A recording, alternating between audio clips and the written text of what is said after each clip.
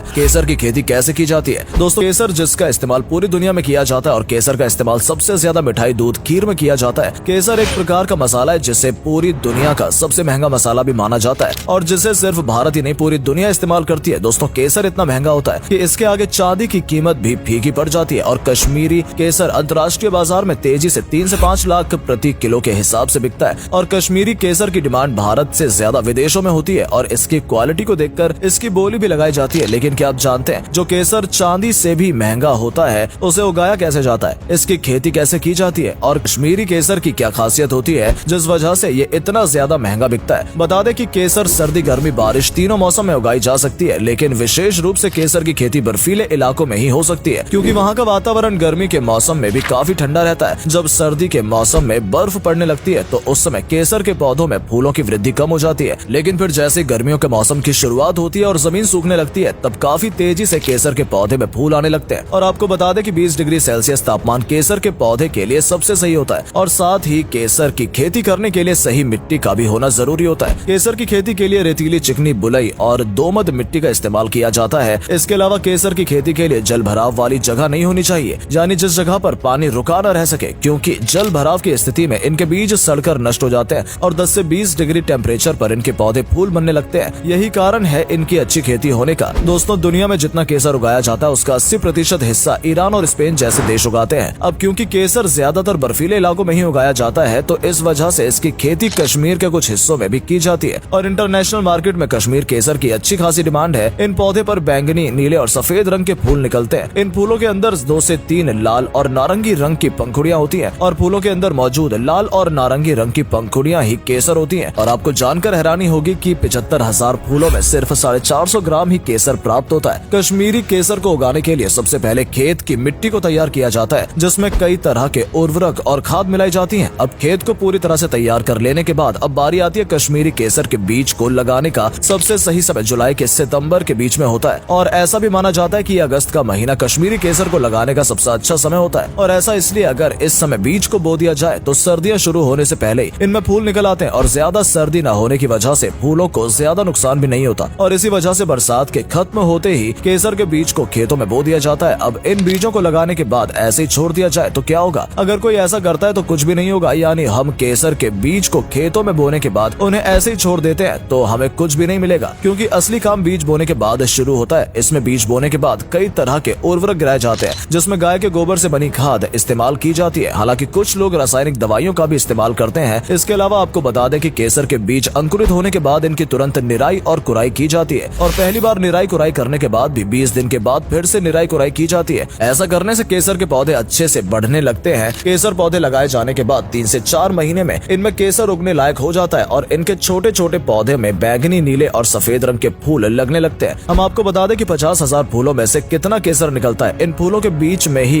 गहरी नारंगी रंग की पंखुड़ियां होती है और ये पंखुड़ियां ही केसर होती है और जब ये पंखुड़ियां गहरी नारंगी रंग की हो जाती है तब इन्हें फूलों से अलग कर लिया जाता है और कहीं छायादार जगह पर सुखाने के लिए रख दिया जाता है। और आपको दोस्तों जानकर हैरानी होगी कि 1,50,000 फूलों में से लगभग 1 किलोग्राम कश्मीरी केसर मिलता है और शायद यही वजह है कि केसर के दाम चांदी से भी ज्यादा होने के कारण है। तो दोस्तों इस तरह से कश्मीरी केसर की खेती की जाती है। दोस्तों अगर आपको ये वीडियो पसंद आई हो तो इसे अधिक से अधिक लाइक और शेयर करें, साथ ही हमें कमेंट करके बताएं कि आपको इनमें से कौन सा फैक्ट सबसे ज्यादा मजेदार लगा। आज के लिए इतना ही, आपसे फिर मिलेंगे एक नई वीडियो और ढेर सारी रोचक जानकारियों के साथ।